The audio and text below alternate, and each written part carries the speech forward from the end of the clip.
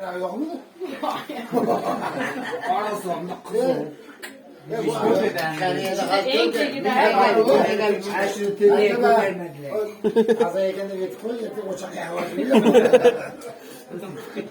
Assalamu aleyküm.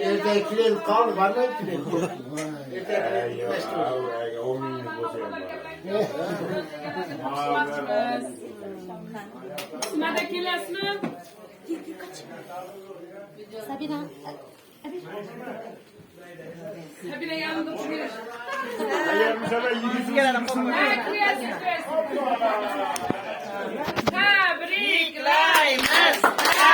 Tebriklayınız.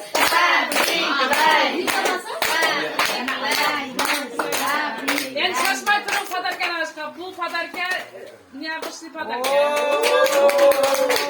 Her eski dolurlardan şair bir namıdır, hazretler namıdır, hammasının namıdır. Bette 200.000 pul, 200 tanesini orağanmaz.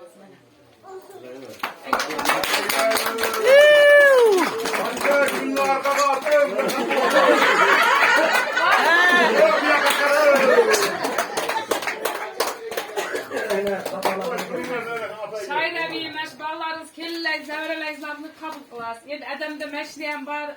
Hemen neyse var, nime bilirsin bilmedik meşgulga özge kan neyse asıl deyip pul temizleştiğinde mahkul görüşürse hazretler.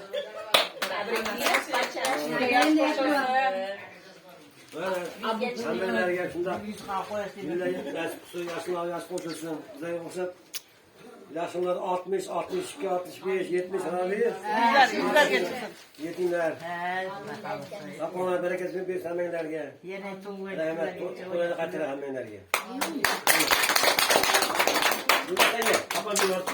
Kenar geldi işletme durmayın.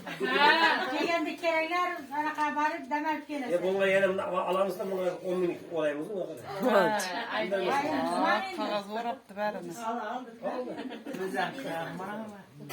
Yani amaçlar örgetilgen.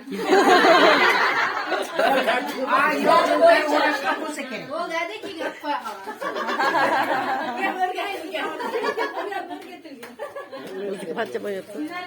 Oynamayın.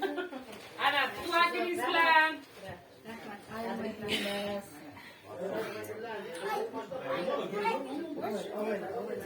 Ben dinler yesler mi? Yedik bana bol da hemen ya. Rahmet.